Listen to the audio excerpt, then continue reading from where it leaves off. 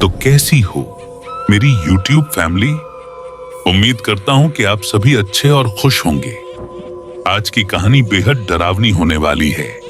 एक ऐसी dark horror कहानी जो आपकी रूह तक को झकझोर देगी। तो चलिए कहानी स्टार्ट करते हैं। और अगर आप पहली बार चैनल पर आए हैं तो जल्दी से सब्सक्राइब कर लीजिए ताकि हमारा और आपका रिश्ता मजबूती से जुड़ जाए। अगर आप सोचते हैं कि डर सिर्फ फिल्मों में होता है तो ये कहानी सुनने के बाद आप लाइट बंद करके कभी नहीं सोएंगे। स्वागत है आपका डर की असली दुनिया में। कभी कभी सफर सिर्फ जगहों तक नहीं होता, कभी कभी सफर आपको किसी ऐसी दुनिया तक ले जाता है जहां से लौटना नामुमकिन होता है।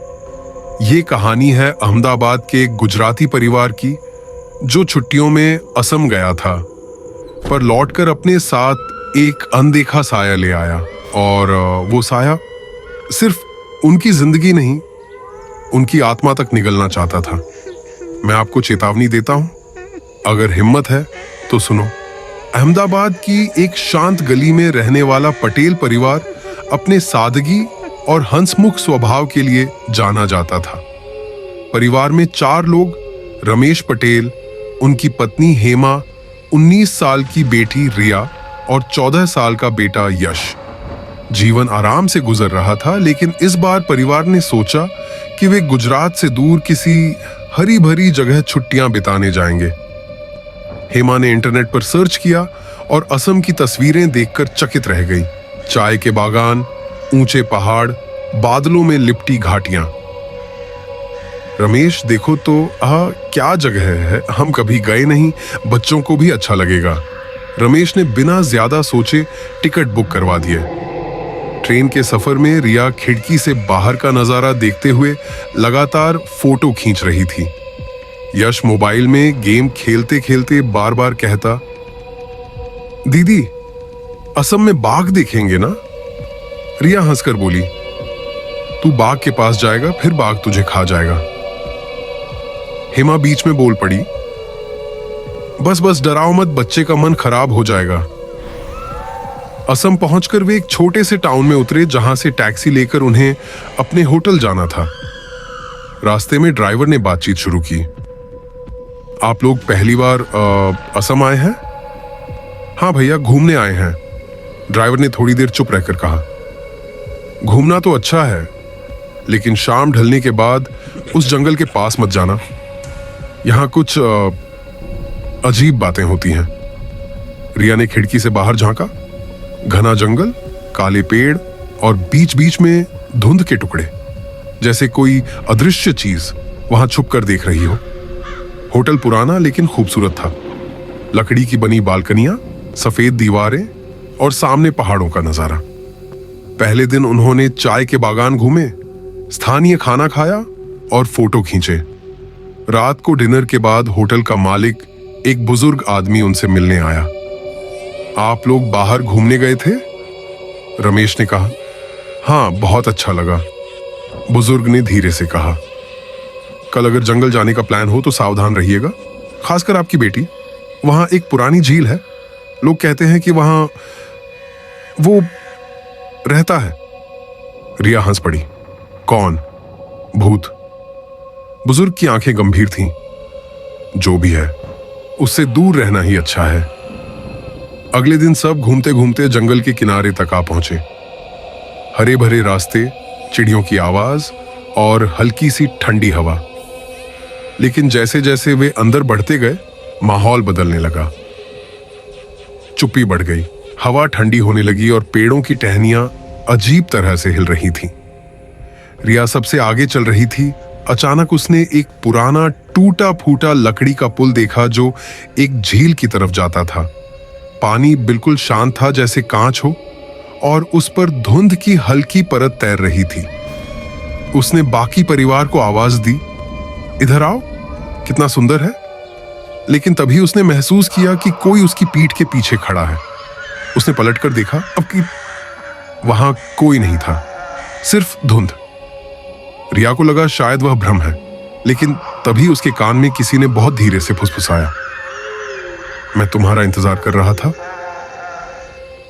रिया का दिल तेजी से धड़कने लगा। उसने चारों तरफ देखा, लेकिन पानी में उसका अपना ही प्रतिबिंब था, या शायद उसके पीछे कोई और छाया भी खड़ी थी। शाम होते होते वे होटल लौट आए। रिया चुप थी, जैसे किसी गहरी सोच में हो। रात को उसने सपने में उसी झील को देखा। पानी में से एक सफेद सफेद हाथ बाहर निकल रहा था जो उसकी ओर बढ़ रहा था। सुबह वह कुछ भी नहीं बोली, लेकिन उसके चेहरे पर हल्की थकान और आंखों में लालिमा थी। किसी ने ध्यान नहीं दिया, लेकिन वो पहले ही उसके साथ चल पड़ा था। असम का सफर खत्म हुआ और पटेल परिवार अहमदाबाद लौट आया। ट्रेन से उतरते समय रिया के चेहरे पर अजीब सा सन्नाटा था। यश ने मजाक किया, दीदी लगता है असम में ही रह गई थी। रिया ने उसकी तरफ घूरा और यश को लगा जैसे उसकी आंखों में काली धुंध सी तैर रही हो। घर पहुंचकर सब अपनी अपनी दिनचर्या में लग गए, लेकिन रिया अलग लग रही थी। रात को वह कमरे की खिड़की खोलकर देर तक बाहर देखती रहती, कभी कभी बड़बड़ाती, तुम आओगे ना। एक दिन हेमा ने देखा कि रिया दर्पण के सामने खड़ी होकर धीरे धीरे अपने गले को छू रही थी, जैसे कोई अदृश्य हाथ वहां रखा हो। रिया के बदलाव अब सबके सामने थे। वह कम बोलने लगी, खाने पीने में रुचि खत्म, और अंधेरे कमरे में घंटों बैठी रहना उसकी आदत बन गई। एक रात यश ने सुना रिया अपने कमरे में किसी से बात कर रही थी, लेकिन उसकी आवाज बहुत भारी और मर्दाना थी। यश डर के मारे भागकर मां के पास गया। हेमा ने जाकर देखा तो रिया बिस्तर पर अकेली लेटी थी, लेकिन उसके होठों पर अजीब सी मुस्कान थी। उस दिन के बाद घर में अजीब घटनाएं शुरू हो गईं। बत्तियां अपने आप जल बुझ जाना, आधी रात को दरवाजा अपने आप खुलना बंद होना, रसोई में बर्तन गिरने की आवाज, लेकिन अंदर कोई नहीं। एक रात सब लोग एक शादी में गए, लेकिन यश ने जाने से मना कर दिया। रिया ने कहा, तुम रह जाओ, मैं भी घर में रहूंगी। रात करीब 11 बजे मोहल्ले वालों ने पटेल परिवार के घर से तेज चीख सुनी। जब लोग पहुंचे, दरवाजा खुला था और ड्राइंग रूम के बीचों बीच यश की लाश पड़ी थी। उसकी गर्दन मरोड़ी हुई, आंखें खुली की खुली। रिया पास में बैठी थी, उसके कपड़ों पर खून के छींटे थे, लेकिन उसके चेहरे पर कोई डर नहीं था, बस हल्की मुस्कान। पुलिस आई, पूछताछ हुई, लेकिन कोई सबूत नहीं मिला कि रिया ने कुछ किया है। फिर भी मोहल्ले के लोग उससे डरने लगे। यश की मौत के बाद घर का माहौल पूरी तरह बदल गया। हेमा को बार बार सपने आते कि कोई लंबा काले कपड़ों में लिपटा आदमी रिया के बगल में खड़ा है और उसकी तरफ मुस्कुरा रहा है। रमेश ने एक तांत्रिक को बुलाया। तांत्रिक ने आते ही कहा, ये घर अशुद्ध है और तुम्हारी बेटी पर किसी और दुनिया का कब्जा है। उसने कुछ मंत्र पढ़े, लेकिन अचानक रिया की आंखें लाल हो गईं और उसकी आवाज गूंजने लगी, चले जाओ, ये मेरी है। तांत्रिक डर के मारे मंत्र अधूरा छोड़कर बाहर भागा। उसने जाते जाते कहा, ये कोई साधारण जिन्न नहीं, इसे निकालना आसान नहीं होगा। रिया के बदलते व्यवहार और तांत्रिक के डर कर भाग जाने के बाद रमेश ने ठान लिया कि सच्चाई का पता लगाना होगा। उसने असम में होटल के उस बुजुर्ग मालिक को फोन किया और पूरी घटना बताई। फोन के दूसरी तरफ लंबी चुप्पी रही, फिर बुजुर्ग की भारी आवाज आई, मैंने तुम्हें चेतावनी दी थी, तुमने मेरी बात नहीं मानी। वो झील, वहां एक औरत की आत्मा रहती है, उसका नाम जोहरा था। गांव में कहा जाता है जोहरा एक गुजराती लड़के से प्यार कर बैठी थी, लेकिन शादी से पहले उसे और उसके अजन्मे बच्चे को धोखे से मार दिया गया। तब से उसकी आत्मा अपने बच्चे के लिए एक नया शरीर ढूंढ रही है और उसे तुम्हारी बेटी पसंद आ गई है। रमेश के हाथ कांपने लगे। उस रात घर में और भी अजीब घटनाएं हुई। दीवारों पर खून जैसे निशान उभरना, शीशे में किसी और का चेहरा दिखना और रिया का बिना पलक झपकाए घंटों खिड़की से बाहर देखना। रिया अब पूरी तरह बदल चुकी थी। उसकी आवाज कभी भारी, कभी बहुत धीमी हो जाती। वह आधी रात को घर से बाहर निकल जाती और सुबह मिट्टी और पत्तों से सनी हुई लौटती। एक दिन हेमा ने देखा कि रिया रसोई में चाकू लेकर खड़ी है और खुद से बात कर रही है। बस एक और, फिर मैं जा सकती हूं। अगले ही दिन मोहल्ले का एक बच्चा गुम हो गया। लोगों ने अफवाह फैला दी कि पटेल के घर में कोई खतरनाक आत्मा है। मोहल्ले के लोग घर के पास आना छोड़ चुके थे। रात में रमेश ने अपने कमरे के दरवाजे पर खटखटाहट सुनी। जब दरवाजा खोला तो रिया खड़ी थी। उसके हाथ में वही खून लगा चाकू था। उसने मुस्कुराकर कहा, पापा, आप मुझसे डरते हो? और फिर जोर से हंस पड़ी। वो हंसी इंसानी नहीं थी। रमेश ने हार मानने से इनकार किया। उसने एक और तांत्रिक को बुलाया जो दिखने में बहुत ताकतवर था। उसने आते ही घर में हवन शुरू किया और रिया को बीच में बैठा दिया।